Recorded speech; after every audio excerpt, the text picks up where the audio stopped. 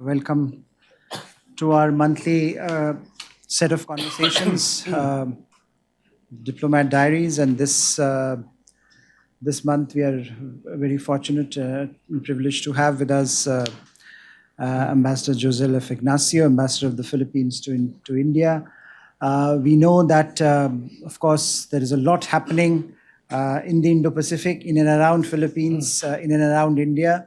And Philippines is at the moment is garnering a lot of attention for various reasons, but also bilaterally India-Philippines partnership, Delhi-Manila partnership has evolved significantly with multiple dimensions making themselves salient. And in particular, we have seen the defense sector becoming very, very important. So we are here to talk about both Philippines and its foreign policy, its challenges and the opportunities that it sees in the evolving dynamic in the Indo-Pacific, as well as what is happening in the bilateral sense of India-Philippines relationship.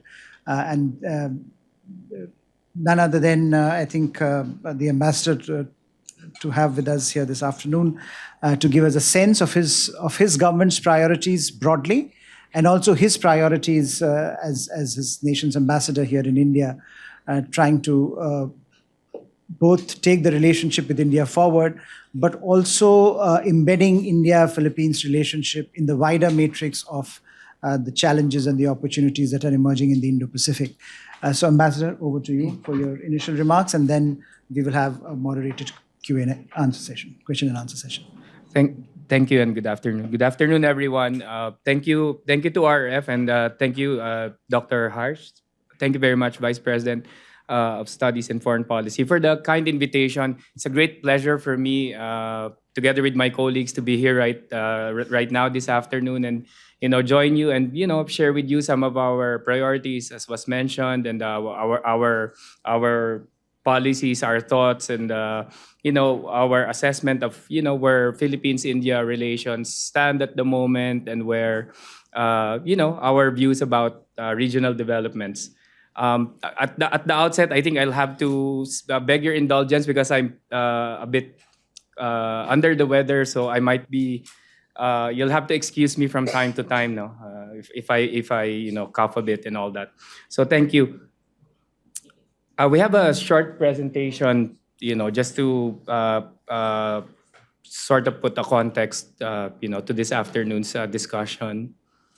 So I know there are certain topics of particular interest to you, but first let me begin with the topic of my interest, particular interest as ambassador to India. And I would be remiss if I did not provide a snapshot of Philippines foreign policy and Philippines-India relations. So first, to begin, just the constitutional framework behind our foreign policy. Under the Philippine Constitution, we renounce war as an instrument of policy. As written there, we accept and adhere to principles of international law and all that.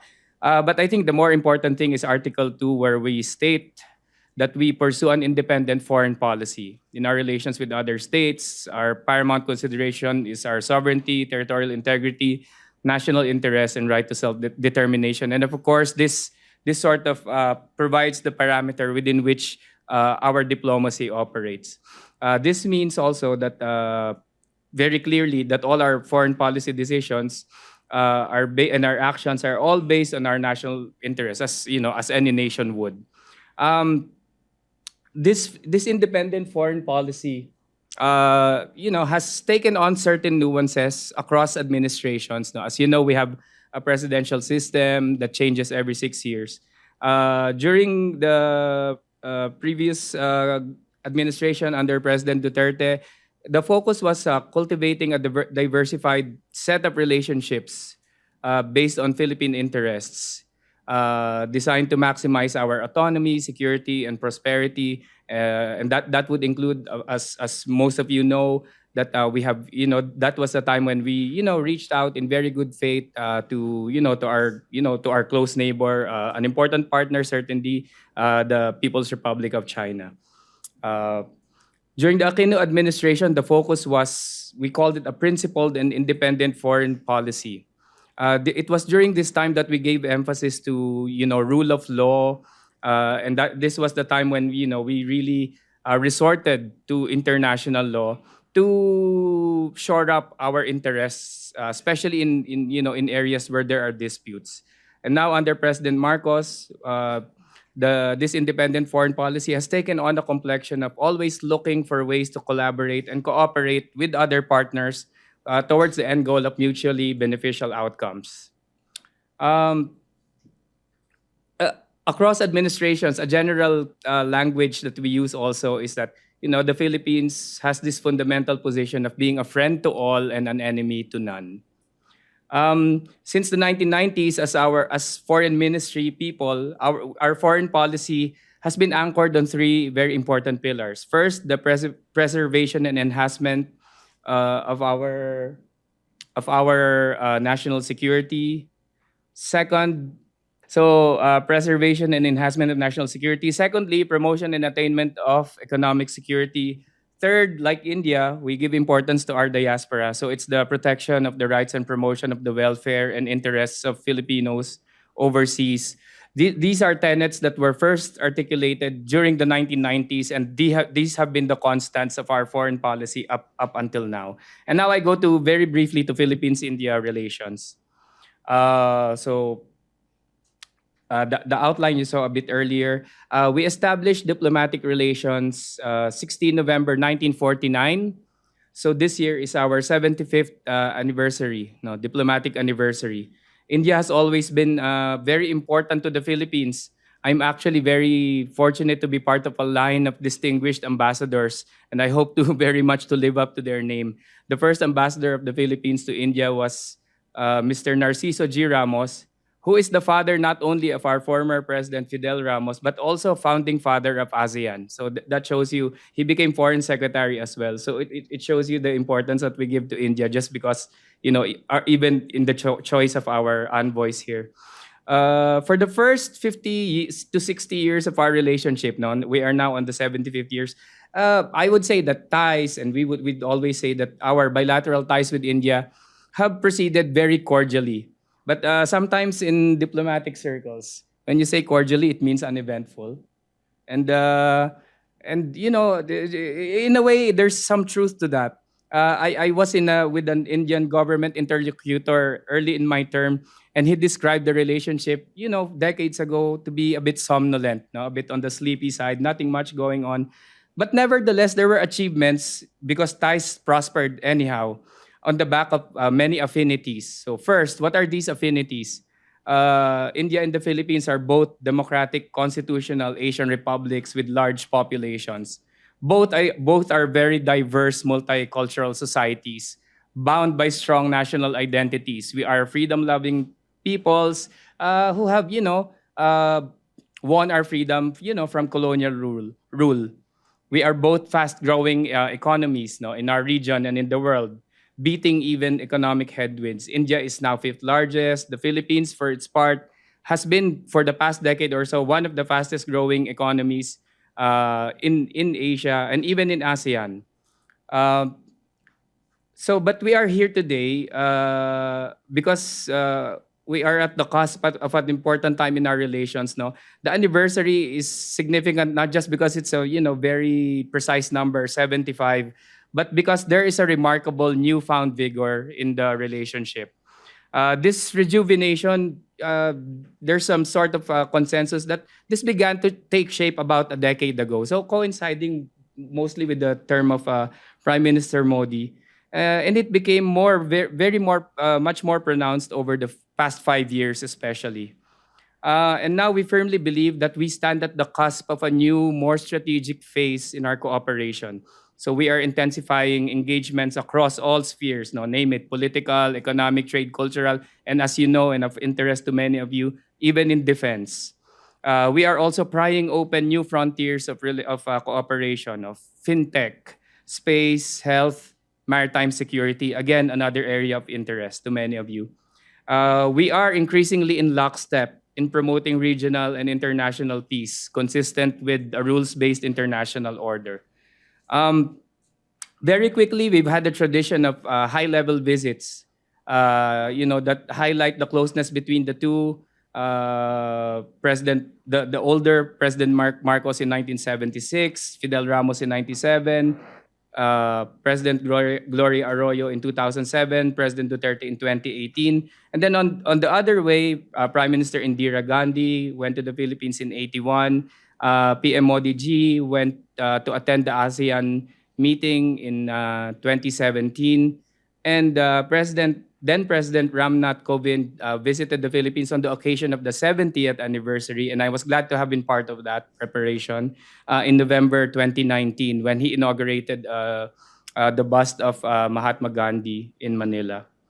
We have political high-level engagements. EAM Jai Shankar was in Manila just a couple of months ago, and this this is emblematic of the constant dialogue that happens between the two countries. Prime Minister Modi telephoned President Marcos when President Marcos won. President Marcos congratulated Prime Minister Modi on his recent re-election. They met in Jakarta last year. And then in March this year, EAM Jai Shankar, Dr. Jai Shankar, was again in Manila just 2 months after they met. He met Secretary Manalo in Kampala. So there's this flurry of constant meetings that wasn't there before as well. What's important about the March visit of EAM Dr. Jai Shankar is the recognition by both sides of the perceptible growth in bilateral ties. So like I said, from relatively uneventful to a lot of things going on, and I'm happy to be a busy ambassador at this time. Another thing of great importance to us is India's unequivocal and public support for the 2016 Arbitral Award on the South China Sea case, which was first articulated by India in June 2023. And which India, including Dr. Jai Shankar, has since reiterated on a number of occasions. EAM also said that India is preparing to step up its engagement with the Philippines, and very crucially important for us, firmly reiterated India's support to the Philippines for upholding its national sovereignty. Over and above these political meetings, we have regular dialogue mechanisms as well. We have a joint commission on bilateral cooperation that met in 2023, and this meeting provides direction to the overall relationship. It surveys the entire gamut of activities and engagement. We have foreign ministry policy consultations. We have strategic dialogues. We have joint consular commission meetings, and many other established official mechanisms for dialogue. This is important for us, for instance, because it was in the JCBC where India first articulated its support for the Arbitral Award of 2016. We also have a number of bilateral agreements. In 75 years, we have accumulated so many. We are still working on negotiating on a number of new agreements. Just to highlight a bit, we have one of the more recent ones was grant assistance from India for quick impact projects, and that benefits localities in the Philippines. Now we also have a memorandum of understanding on a joint working group on fintech, a new area for bilateral relations. Now I will just give you a snapshot of economic ties and maybe people-to-people ties very quickly, because I know that there are other areas of interest to the audience. So in recent years, we have seen significant strides in our economic and trade cooperation between the two countries. So bilateral trade, 2023 was a banner year for us because for the first time, bilateral trade between the Philippines and India crossed the $3 billion mark for the first time. That's a new high. The year previously, it was just 2.8 billion. Of course, the complexion of trade is such that the balance of trade is in India's favor, about 2-1. In 2023, trade was 3.1 billion. India accounted for 2 billion, and the Philippines 1.1 billion. India was the Philippines' top 15 trading partner for that year. So you will see it in the slide, no, the trade, the trade trend between the two countries. And then next slide would be, just a profile of our top exports. I don't know if you can read it, but anyway, those would be our top, commodities. I think what I want to emphasize at this point is that there is obviously a lot of room for improvement. Even though 2023 was a banner year for bilateral trade for the Philippines and India, I in particular, very conscious about how this pales in comparison to India's trade with our ASEAN 5 neighbors and including Vietnam, which range between 15 to 30 billion. So we have a lot of catching up to do. The challenge remains finding complementarities, developing supply chain synergies, and others. Services are a huge component as well. Since the Philippines and India, as are the two countries that dominate IT BPM globally. But we need to devote attention to developing our merchandise and commodity trade as well. On the policy side in trade, both to remedy this, both countries have agreed to launch talks towards a preferential trade agreement, a PTA, which will help reciprocal access by focusing on particular goods where trade could be beneficial. We hope that through this PTA, we will be able to raise overall trade figures and hopefully also bring some balance and diversification to our traded goods. Indian companies in the Philippines. On the investment side, the figures are also a bit variable. Over the past 3 years, the percentage of approved investments from India into the Philippines have been fluctuating kind of wildly. For instance, in 2021, India was number 21 in terms of investors in the Philippines. Then the following year, 2022, it rose to number 8. And then suddenly last year, it slipped back to number 17. So we need to bring maybe some constancy to that. And that's part of the job that we want to do as an embassy here, courting more Indian companies. In any case, we are happy that Indian companies in the Philippines continue to grow in number. The largest percentage, as I had mentioned earlier, is in the IT BPM sector, no? Information technology and business process management sector, under administrative and support services activities.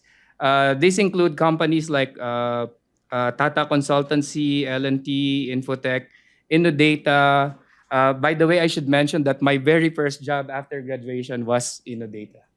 So I'm a product of this sector also. So those companies. Major Indian pharma companies are also in the Philippines. As you can see before you, Torrent, Zydus, Cadila, Claris Life, they all have offices in the Philippines.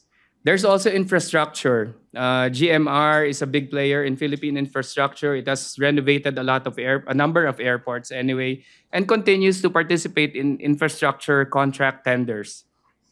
But we would like the relationship in investments to be two-way.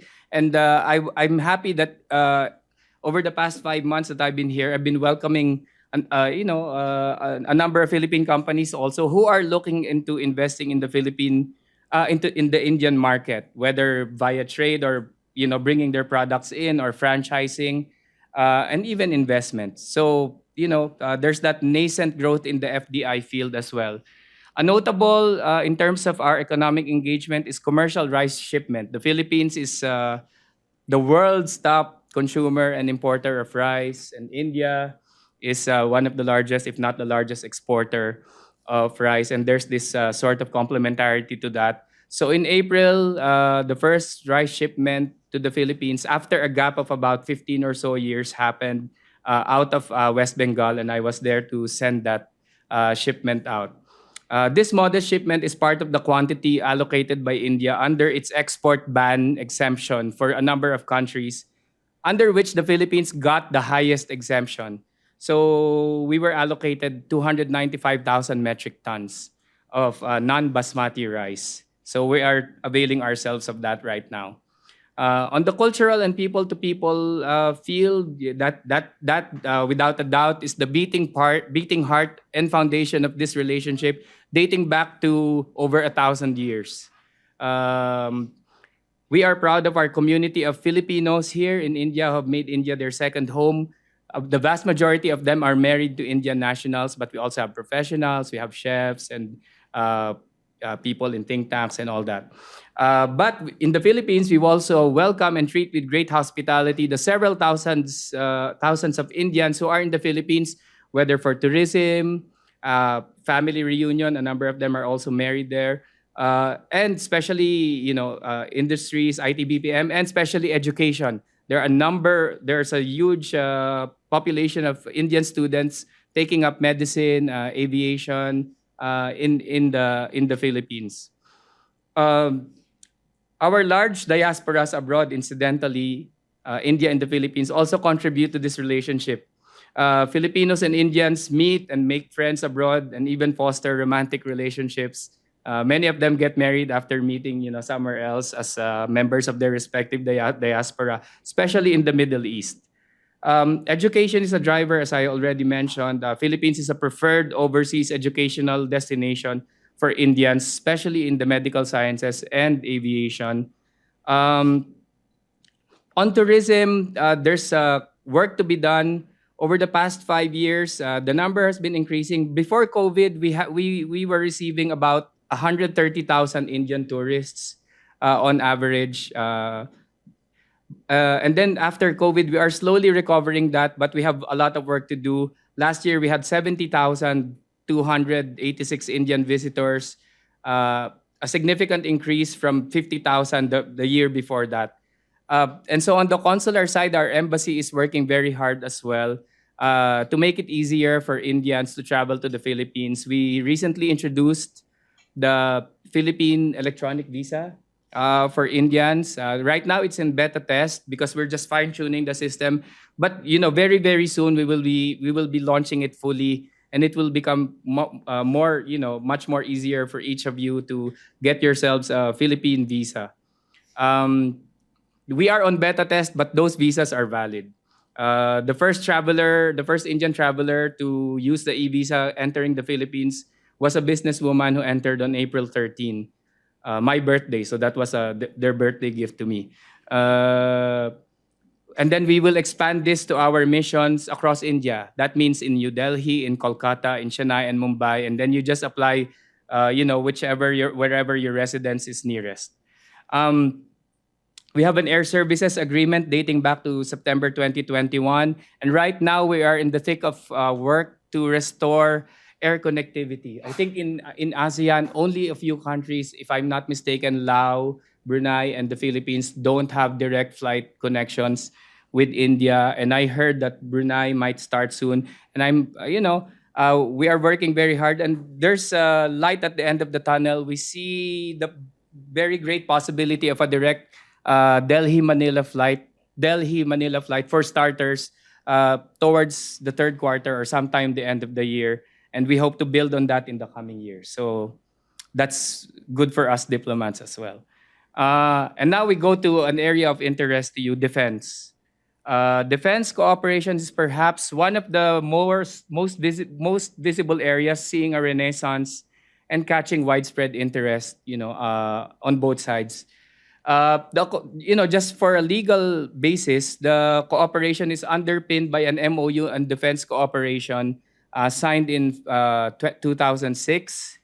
And then this was reinforced in 2017 with an MOU between our defense ministries on defense industry and logistics cooperation. This really opened a new dimension in our cooperation because this makes possible the equipment transfers or purchases that we're seeing now. Backing this MOU, reinforcing this MOU, is an implementing arrangement concerning the procurement of defense material and equipment that facilitates government-to-government procurement. So the Philippines has for the past years looked at India as one of our possible main sources of defense equipment for our AFP modernization. Our AFP is Armed Forces of the Philippines. Our armed forces is now on the third phase. We call it the third horizon, Horizon 3, of our revised Armed Forces Modernization Program, which focuses on defending the archipelago, the archipelagic defense concept. So that means, we are looking at procuring ships, aircraft, radar, weapons, items that will help us boost our maritime domain awareness and defend our entitlements to secure our territory, the limits of our EEZ. Um, it's of course it's very known to all of you that we have this missile deal between the Philippines and BrahMos. That was a contract signed in 2022, and it's a great milestone for both countries. It's a game changer for the Philippines in that, as I have said in previous interviews, the BrahMos confers on the Philippines, credible defense and deterrent capabilities. Of course, for India, the significance is it's the first overseas export of the BrahMos, and it's an affirmation of India's own rising capabilities as and of its own indigenous defense industry. So in a way, it expands India's defense capability footprint overseas. The first batch of articles under the contract, as you might have seen in the news, have been shipped. And we are working with India and BrahMos Aerospace towards fulfillment of the full contract terms. We also have military training exchanges. Defense cooperation extends to training and education, and we are pleased that this is also gaining positive momentum. For the first time since the early 1970s, we have officers training from the Philippine Army, officer candidates anyway, enrolled in the pre-commissioning regular course at the Indian Military Academy in Dehradun. That's the first time in 50 years. Then we have another cadet, a female officer, enrolled at the Officer Training Academy in Chennai. So we're glad that even in military training, things are happening.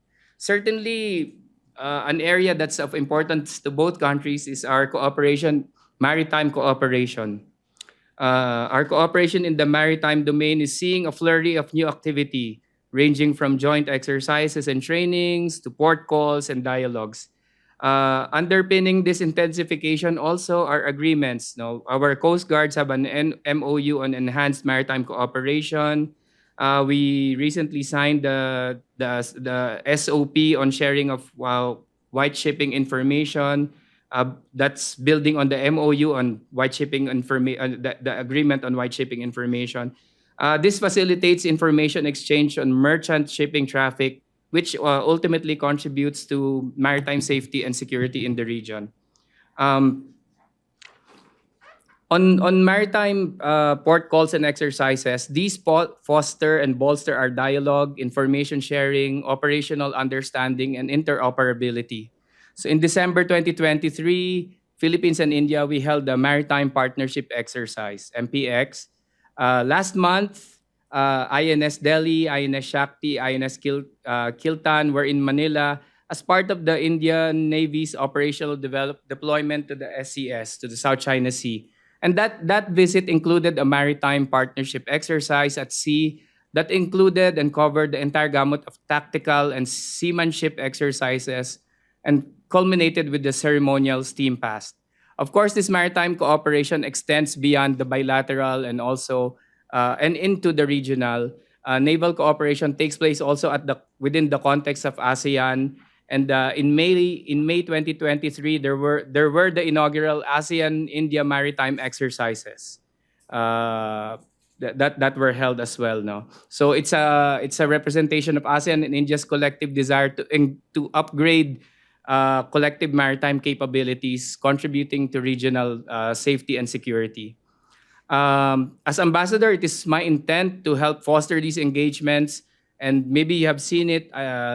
Last Friday, I just called on Admiral Tripathi, the Chief of the Naval Staff, to further, encourage and cultivate this very positive trend between our navies and also our maritime cooperation.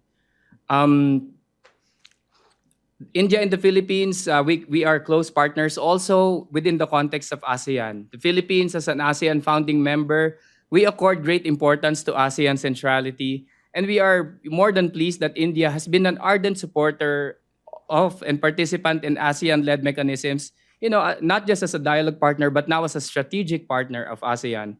So next month, the Philippines will be taking over as a country coordinator for the ASEAN-India dialogue relationship. No, we will be taking over from Singapore, and this coordinatorship of the Philippines of the ASEAN-India relationship will last for 3 years. Um, and I think that wraps up my presentation for this afternoon. I think just to recap, what we are seeing is almost a very literal renaissance in the sense of a rebirth, reacquaintance. I like to call it a sort of a rediscovery between the two countries. Growing up in the Philippines, I keep saying this. I've always thought that we always knew each other relatively intimately, but being here, I'm discovering that there's much to be done in terms of getting to know each other again. So I'm happy that now India and the Philippines are rediscovering each other, overcoming geography, because we are on either end of this, spread of islands in the Indo-Pacific. And we're happy that this reinvigoration is seeing intensification across all fronts, uh, such that the relationship is gaining resonance and relevance, not just for the Philippines and India as two bilateral partners, but for the region as well. So let me cap that presentation with those words. And I thank you for your attention, and I'm ready to engage in a lively discussion with everyone. Thank you. Thank you.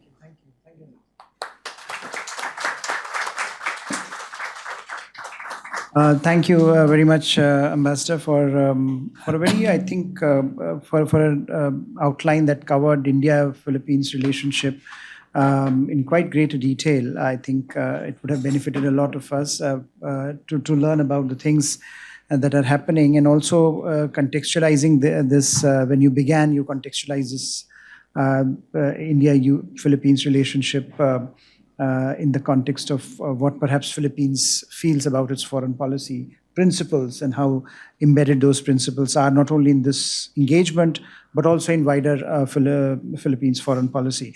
So that was, I think, for most of us, this would have been very, very helpful. I just thought if I can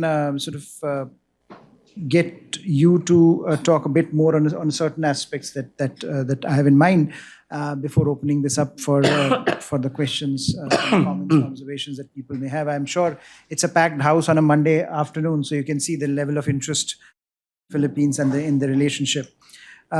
You started, Ambassador, with outlining how this idea of certain constitutional provisions that Philippines has, and also the fact that the philosophy continues to be friends to all, enemy to none, and that, in a sense, is also something that that India follows, and India has been looking at its engagement with other countries.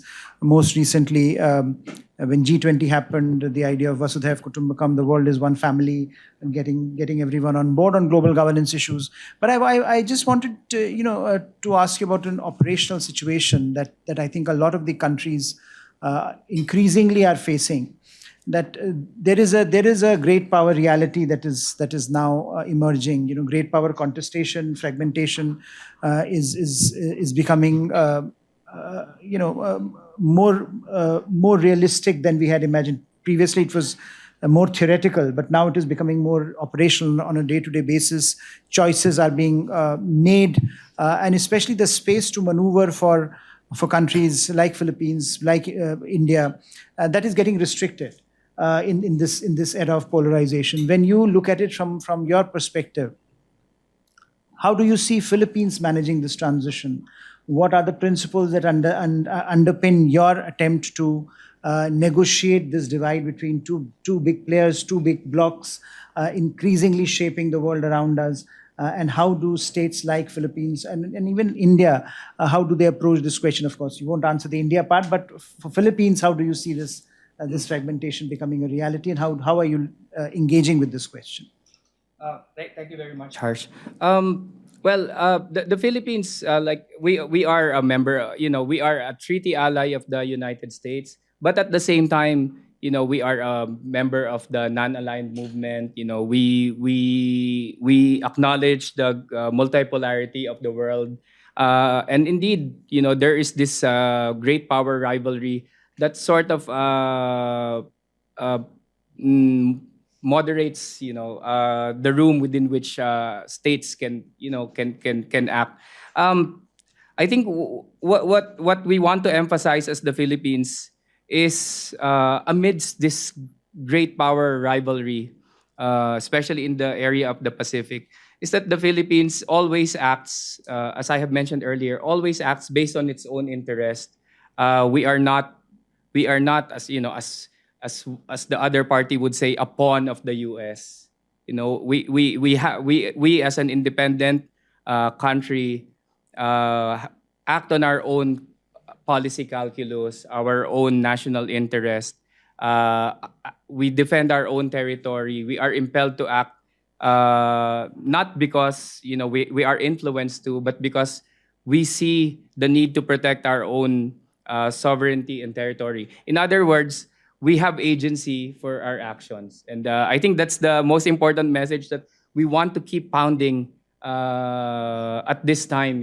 Because amid all the tensions in the Pacific, and especially in the South China Sea, there is this narrative that keeps being foisted, that we are allegedly bringing in external, players and all that. But we act on our own policy calculus, and if that policy calculus includes, building our own partnerships, shoring up our own partnerships with like-minded countries, with treaty allies, then that is our independent choice and to make, and we take responsibility for that with full agency and consciousness of, based on our own national interests. I think that's the quick answer to that.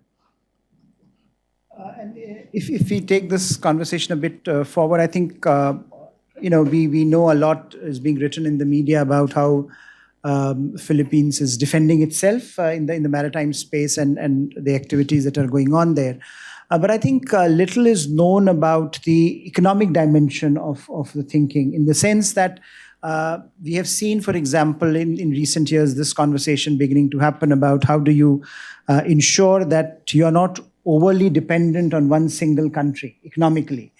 Even in India, we have had this conversation, and India is also now trying to work its way through both with respect to Make in India, consolidating its own manufacturing industry, but also thinking about the supply chain restructuring that is happening, offshoring, friendshoring, whatever you might want to call it. But there is an element of rethink on the way global economic architectures are being looked at. So again, in terms of Philippines, you have a very strong commercial relationship with China. I think, and that's something. Is there, in terms of domestic economic policy, is there a reconsideration of how you want to go about it, or is economic diversification part of your policy program as you look at the economic dynamic in the world at the moment? Thank you.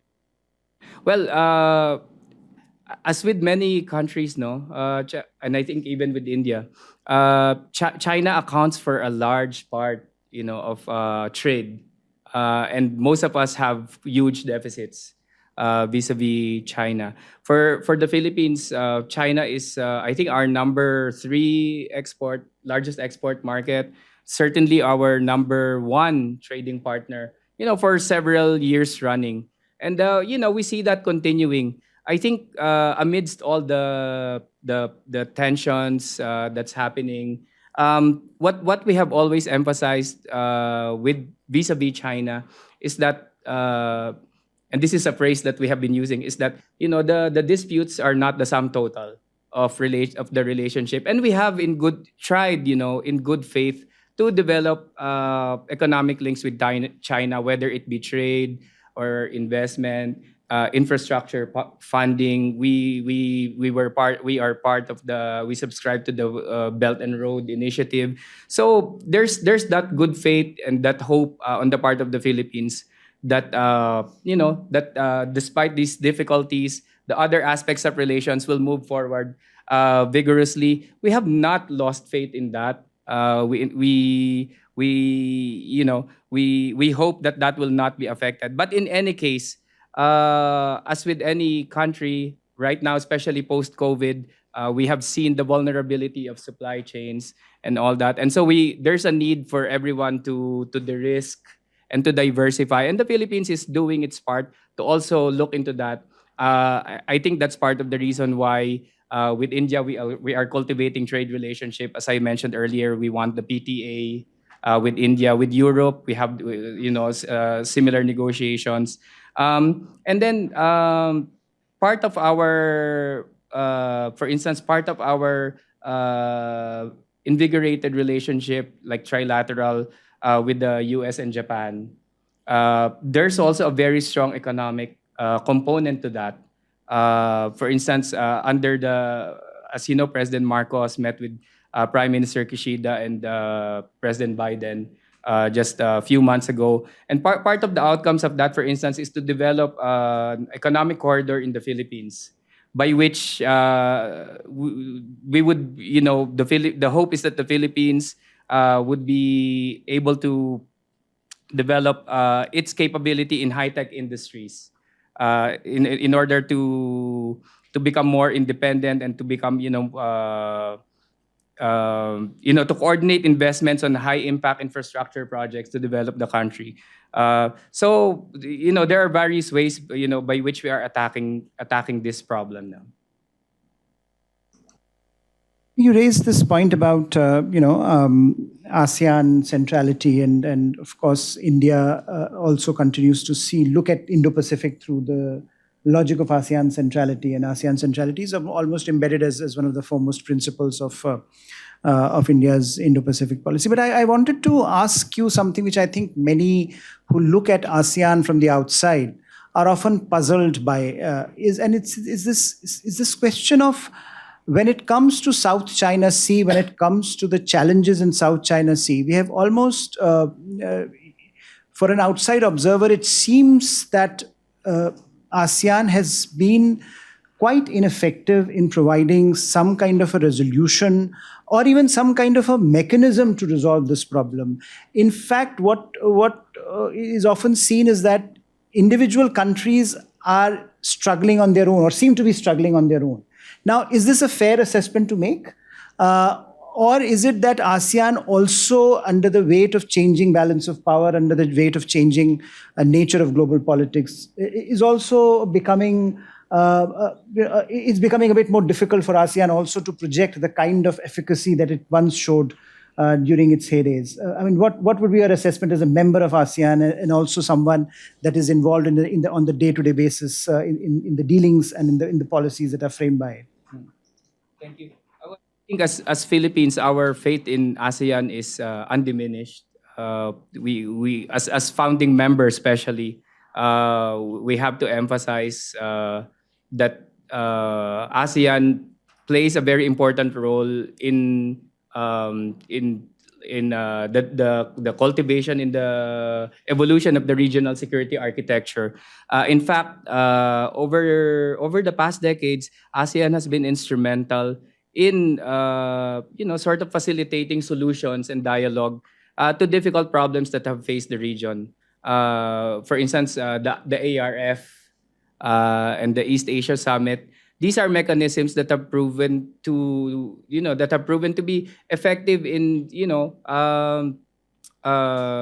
advancing solutions to certain issues, and that has happened over the past decades. And we remain confident that no matter how complicated the South China Sea problem is, ASEAN will continue to play a role, an indispensable role towards a solution. So, for instance, in 2002, we have the Declaration on the Conduct of Parties, under which I think, for instance, Article 5 of that said, no new building on uninhabited areas. And I think more or less since 2002, more or less that has been complied with. I mean, by many of the parties. Every so often, ASEAN meets with China under the rubric of there's a working group that monitors the implementation of this declaration.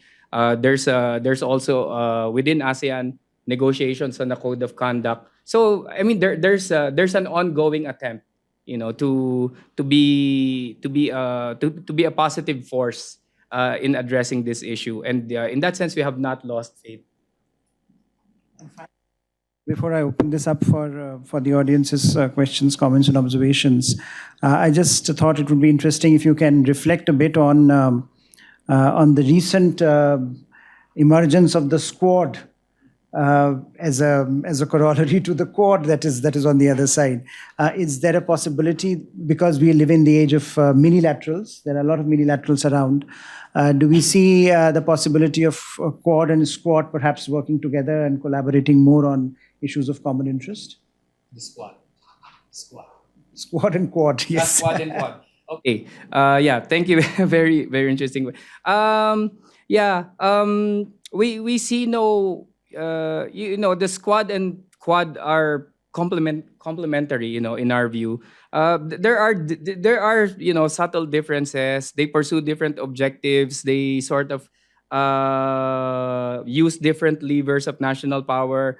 I think there was an assessment, for instance, that the Squad is more focused on traditional security as opposed to the Quad, which is addressing more of the non-traditional security aspects. But ultimately, both complement each other. Both groups, I think both are countries. The intersection lies in the shared values. These are democracies. These have the same view of the challenges and opportunities that confronts the region. I think very importantly for the Philippines, these are countries that have a shared view about the importance of promoting a rules-based order in the larger Indo-Pacific. Squad sort of enhances the Philippines, engagement with fellow treaty allies of the U.S., and that's I think that's an important nuance to make. But the Quad, it provides public goods to enhance prosperity in the Indo-Pacific, which ultimately serves everyone's end. So we don't see a disconnect and disharmony between the two. I think ultimately these two groupings in the era of minilaterals will prove to be will redound to the larger good of the Indo-Pacific. Thank you. Let me for your questions, comments, observations for the ambassador. Yes, so I'll start from here. And please introduce yourself briefly and keep your questions brief as well. Good evening. I am Colonel Vidur Sharma. I am currently a research fellow with the ORF. I have got two questions. One is the question with respect to South China Sea. We all are aware about the Chinese claim 9 dash lines and 2015 arbitrations. But there is lots of differences of opinion among the other South China Sea littoral states. And that's what people say, that China is also taking advantage of the differences among the other littorals. So my question is on the similar line what Professor Pant was highlighting regarding the effectiveness of ASEAN. If not ASEAN, at least I think five countries which are prominently affected with this issue of the maritime boundaries. Is there a possibility of any cooperation among them before you get into the what is there with the China? The second question is with respect to the overall trajectory of the foreign policy of Philippines. What we have seen like pre-2016 period, Philippines, which is totally in the US ambit of things, and post-2016 it is looking like, as an outsider I'm saying, you may having your own assessment, that it looks like it's going into pro-China policies. And now with the current president, that is President Marcos Jr., you're going back onto the lines of multilateralism.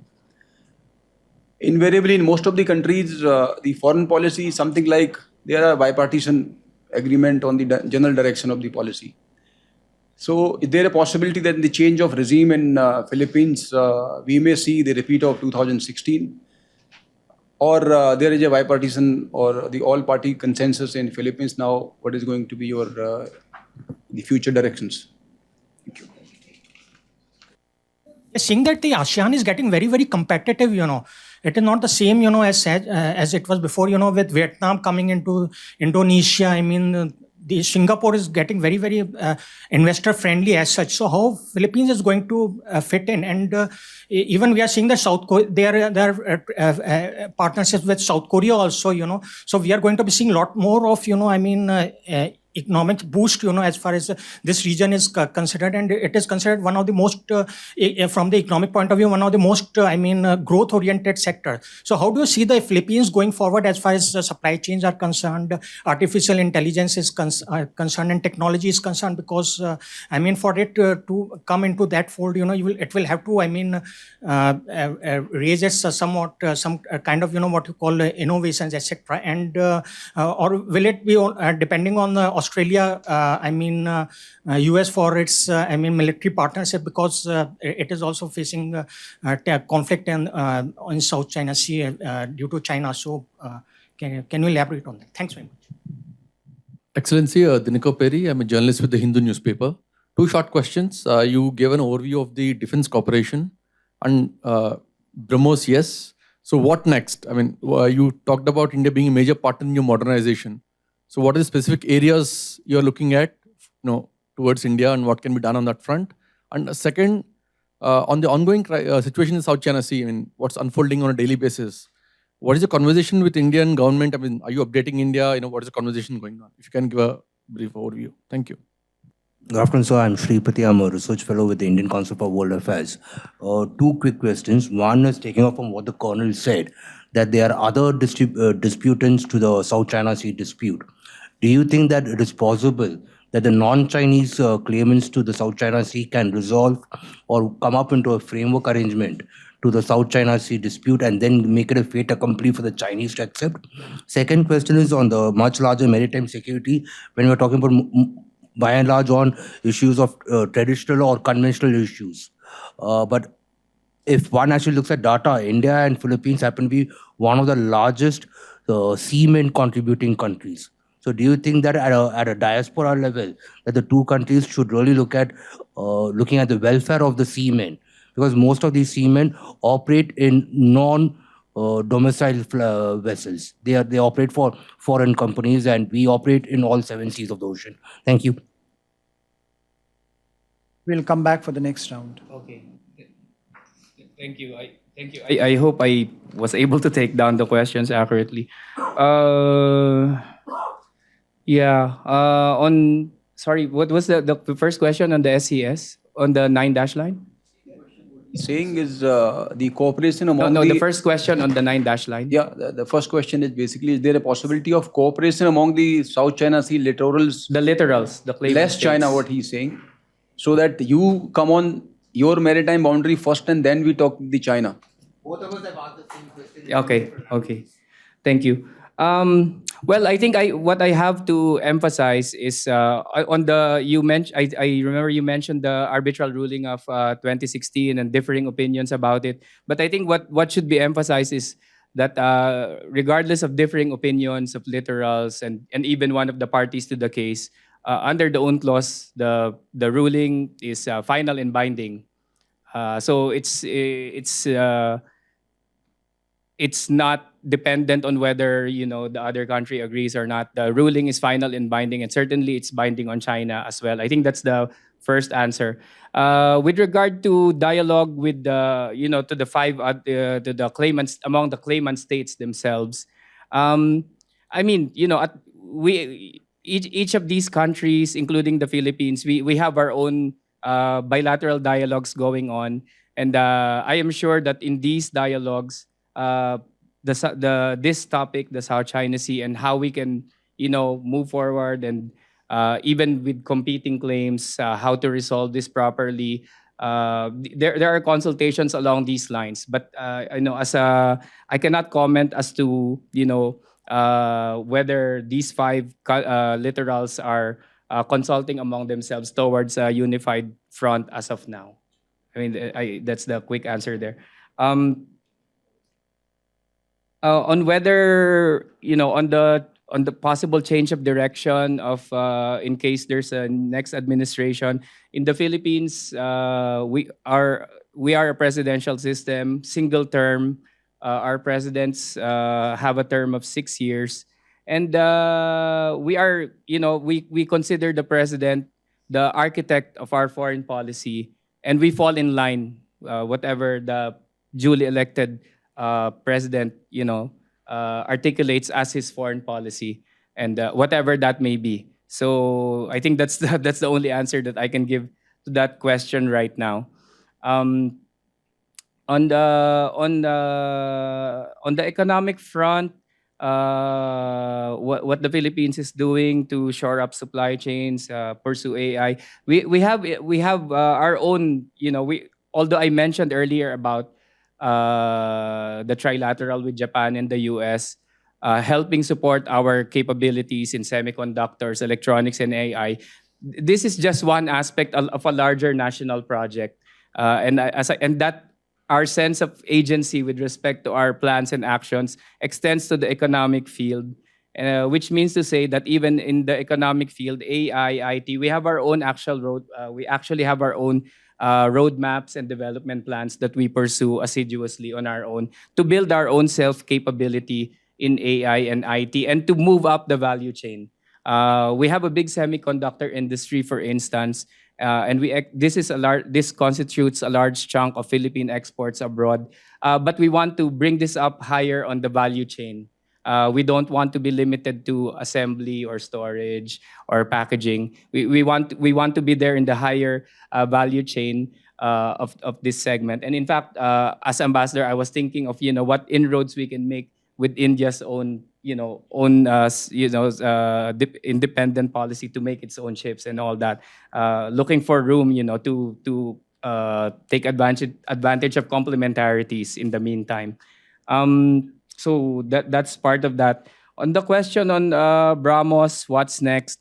We are on as I mentioned earlier, we are on the third horizon of our modernization of our armed forces, and I think what we have to remember is that the context is our defense doctrine for now, which is archipelagic defense doctrine, which means you have to defend and shore up the defenses of this nation of 7,600 islands, and its EEZ and territorial sea, and even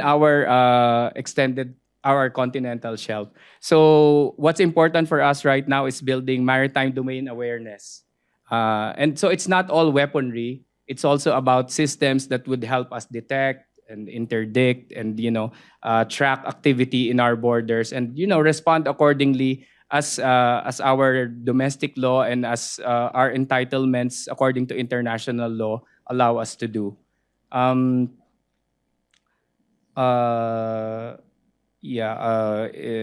Siemens welfare, I would be happy to share with you that I think in March we had our own first government-to-government dialogue on migration issues between the Philippines and India.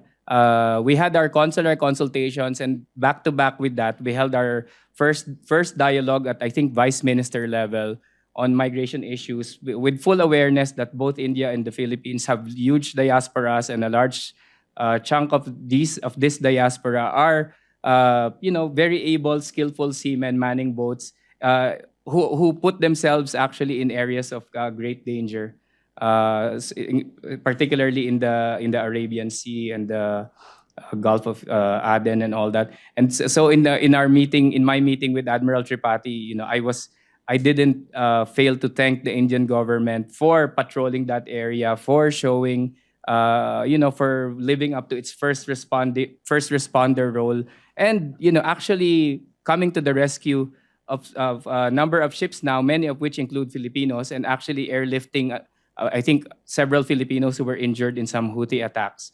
So I think there's that cooperation also blossoming. I hope I answered the questions. Thank you so much, Ambassador. It's good to know about India and Philippines relationship in different areas. My question is regarding the freedom of press. Over the last several years now in India, we have this idea of the press persons, especially those who may be writing something which is not in corollary with what the government thinks, have been facing several charges in India. And I think one of the former Nobel laureates in peace, Maria Ressa from Philippines, is a big example for all the journalists all over the world. What do you have to say? What Philippines can give in terms of freedom of press to India? Good afternoon, Ambassador. My name is Utkarsh Garg, currently pursuing BA Honours Research International Relations from Amity University, Noida. So my question to you is that India and Philippines relations have grown more and more in the past 2-3 years, especially in the year 2022, which has been the most crucial year for both the countries, between where we have seen huge dialogues between India and Philippines and deals, and we are also seeing in the year 2024, as you have also mentioned. So my question to you is that can we see more of the high-profile meetings and visits between both the countries, as Philippines is also on verge to becoming a strategic partner of India, especially this year. You mentioned about the India-Philippines dialogue, which will take place in the coming months and this year. So how do you see the future of India-Philippines relations as well? Thank you, sir. Good afternoon, Your Excellency. This is Mahima Basu from ADP Live. Thank you for your excellent speech. Just wanted to understand, you said that you lauded the fact that India has given public support on the 2016 arbitral award. India is also sort of engaged in a very bitter border standoff with China for the past 4 years. What would you like to say on that? Thank you. Your Excellency, I'm Abhishek. I'm a research assistant with ORF. My question is, can you please talk about any scope of expansion of the Squad and its mandate beyond the West Philippine Sea, or like towards like Pacific and other parts of the Pacific? Thank you. Excellency, you mentioned about China being one of the top trading partners of Philippines. Could you just list 5 top sectors where Philippines is dependent on China at this point in time? And if there's a possibility of sourcing those material from other countries, other markets, if there are options that are available to you. Hi, sir. Siddhant from Vion. Just taking forward from Dinakar's question, have you briefed the Indian side about the ongoing situation in South China Sea? And if yes, what has been the Indian position? Thank you. What can the Philippines offer in terms of Philippine freedom of the? Sorry, I'm not very I wasn't expecting that question. All I have to say is in the Philippines we have a very proud tradition of freedom of the press for a long time as a bastion of democracy. We've had our own share of difficulties with the press. I must acknowledge that based on external assessments of the state of freedom of the press in the Philippines, including, as you mentioned, Miss Maria Ressa, for which she earned the Nobel Prize. But freedom of the press has been an anchor of the vibrant democracy in the Philippines, and we'd like to think that in any democracy, freedom of the press is a sine qua non. You cannot have a vibrant democracy without a free press. The fourth estate, to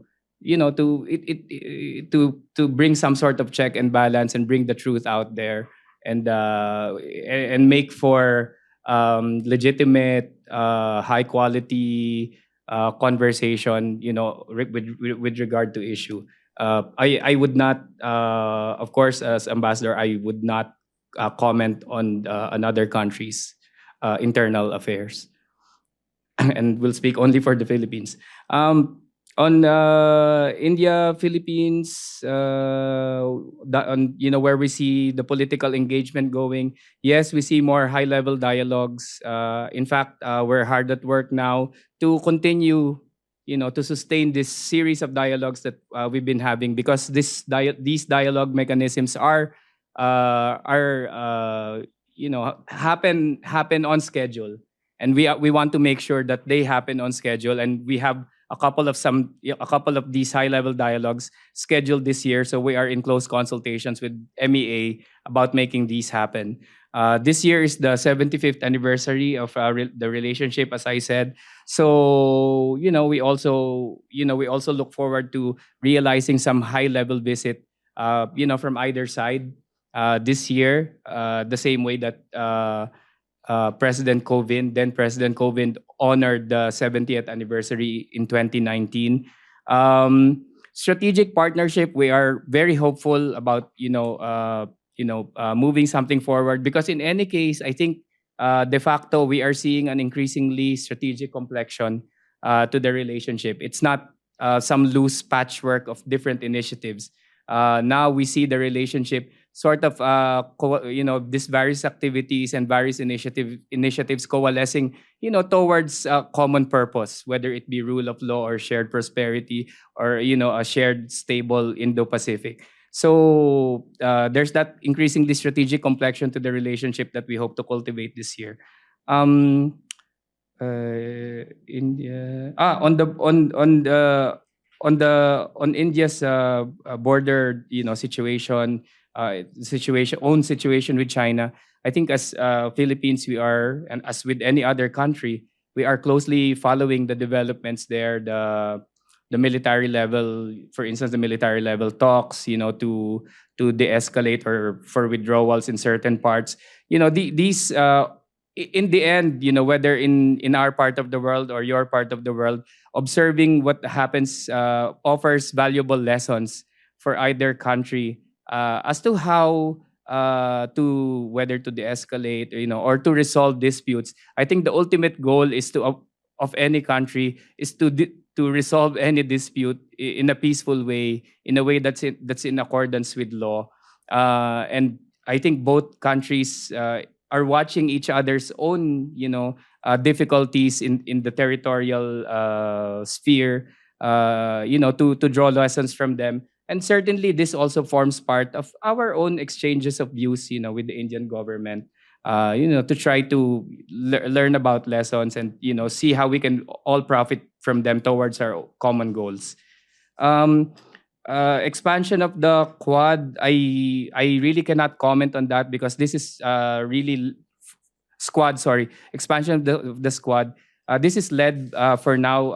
I think by our Department of Defense, by the defense ministers. So we would also wait and see, and depend on how this forum among them evolves. But for now, certainly the focus is closer to areas of concern that are important to the Philippines, and for that we accord great value to the work, to the evolving work, and of the Squad. On China, what commodities? Our largest exports to China are electronics and fresh products, fresh produce, bananas. I'm not sure that bananas would be. Well, India has plenty of those, but anyway. Yes, we are diversifying our markets. We do not want to be dependent on a single market. India is a market that we have not fully explored and cultivated. So as I mentioned in my presentation earlier, we are in a constant ongoing search for finding complementarities. What can we supply India? For instance, the processed food industry of the Philippines is very, very strong, very, very highly developed, I believe, compared to India's, which came as a surprise to me when I first came here. But these are areas that we are looking at independently of our dynamics with another neighbor. Please be brief and crisp so that we can take some more. K.K. Roy Chaudhary. I'm a technical expert in energy, environment, and climate change.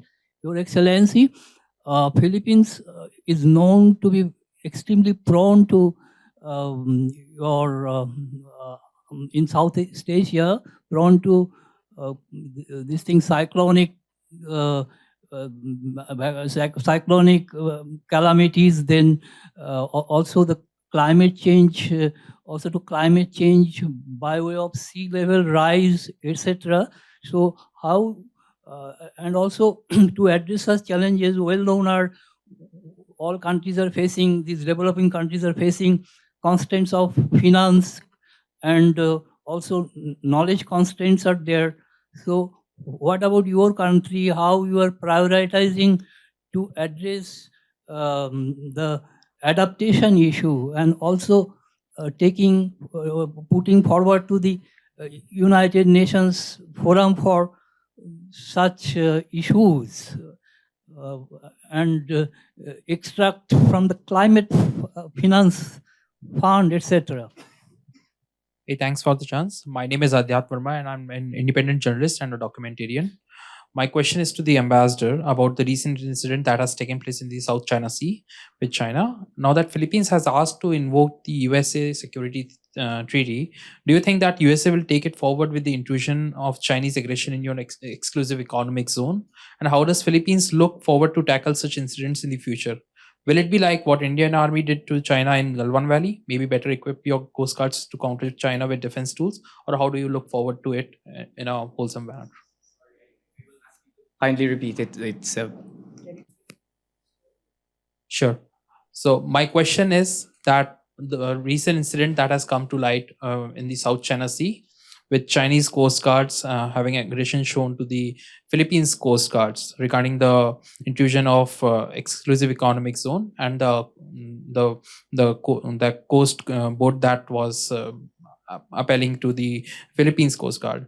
Now, how does Philippines look forward to tackle such incidents in the future? Will it be more like what Indian Army did to Chinese Army in the Galwan Valley, or maybe better equipping your coast guards with defense tools, or how do you look forward to it in the future incidents? Good evening, Your Excellency. My name is Keshav. I'm a journalist with The Print. Two short questions. One, just following what Dinakar and Siddhant asked about, have you briefed the Ministry of External Affairs of the incident at the South China Sea, and saying that what is India's position on that? And secondly, you had spoken about the preferential trade agreement a little bit earlier, but we do have the ASEAN-India Free Trade Agreement, which India has called for a review, given the ballooning deficits over the last decade and a bit.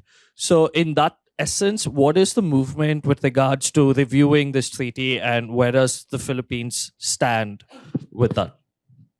Good evening, Your Excellency. Thank you for this wonderful lecture. So my question is regarding the Moro people in the Mindanao region. Like, since there is a peace process that is ongoing, so the concern, is there any possible concerns of any extremist activities happening again after the influence of the conflicts in the Middle East, as well as the terror attacks that are happening in India?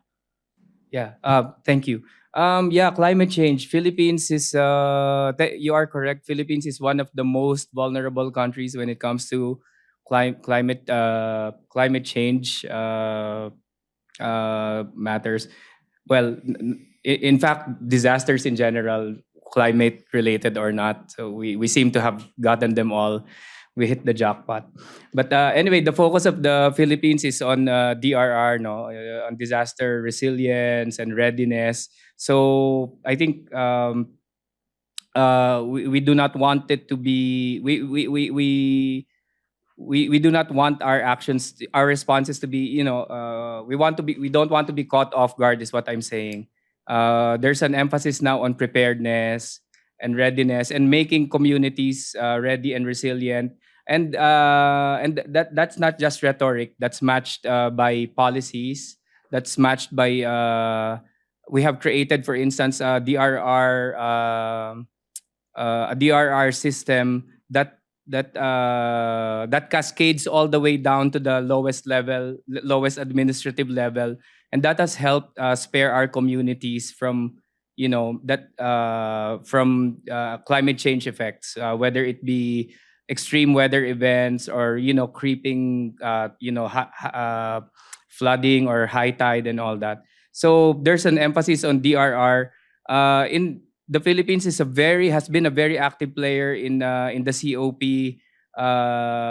meetings and the outcomes of each COP meeting, the Philippines has contributed a lot to the position and has been a leader, in fact, for a number of years when it comes to crafting and articulating the position of the G77 and China, and also of vulnerable states in climate change negotiations. And that extends to climate financing. So I think I cannot elaborate, as this is not really my area of expertise, but only to say at this point that the Philippines is there at the forefront whenever you have COP negotiations, whether on DRR or climate funding and liability and finance. On the situation, on what happened, on the situation in the South China Sea, the escalating incidents of harassment and acts of aggression. Over the past couple of years, we have strived to equip our Coast Guard. We have acquired several patrol ships already. I was in fact in Japan, part of the team that worked on the 10 patrol vessels that came from there. And we continue to acquire assets, and we are continue to be developing our capabilities, to deter and to respond to incidents there, and to protect our entitlements. How do we intend to tackle it? Well, always, our emphasis has always been, peaceful resolution of disputes. We see no need to involve, because the recent incidents, we don't see it as invoking treaty obligations. In fact, even as incidents like these happen, we have always maintained open channels with the other party. We have, in fact, an established mechanism for bilateral dialogue, during which we ventilate these issues. And, I think we remain committed to fostering that mechanism. So it's a combination of, we keep our channels open, peaceful dialogue, try to see where, how we can resolve these problems. But in the case of the Philippines, we also are always very, very much seized with the importance of always emphasizing that our entitlements and in the West Philippine Sea are solidly grounded on the UNCLOS and in conformity with the UNCLOS, and backed by an arbitral award that is binding on both parties. So I think what I always said, in many discussions that I've been engaged in, is that it would be inaccurate, in fact, to sort of to describe, to talk in terms of the South China Sea dispute, especially along the lines that the other party is purporting it to be, this shape. When the arbitral award and the UNCLOS has very clearly said that has nullified historic claims already, and the UNCLOS is very clear as to the legitimate entitlements of coastal states, and it's those entitlements that the Philippines is protecting. We have not gone beyond those entitlements, and these entitlements have been affirmed by the award. So I think I will leave it at that. On the ASEAN FTA, I would leave those to our ASEAN experts at our headquarters. But certainly any update, any enhancement in the ASEAN India FTA, is something that's worth supporting. The Philippines is pursuing the PTA pending the ASEAN India FTA review, because bilaterally we want to be able to move forward on products of interest to us, where we can have a meeting of minds as to what tariffs to apply or what concessions to apply. On Mindanao, I'm very happy to share with the body that peace has been greatly won in Mindanao. It's not the Mindanao that of yore, that we used to hear, especially after the Bangsamoro peace agreement and the Bangsamoro framework agreement. After the ratification of these important breakthrough peace agreements, we are now on track to building the Bangsamoro autonomous region, and including the agencies and all the administrative components of this autonomous region. And I think that has greatly reduced the diminished anyway the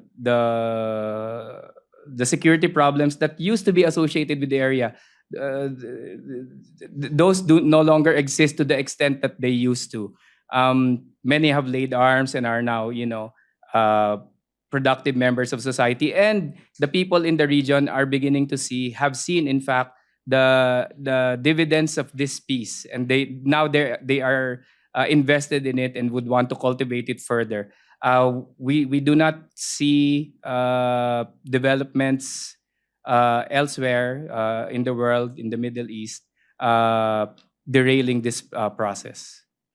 And one final question before we let you go is we are sitting in a think tank and there are a number of students sitting around.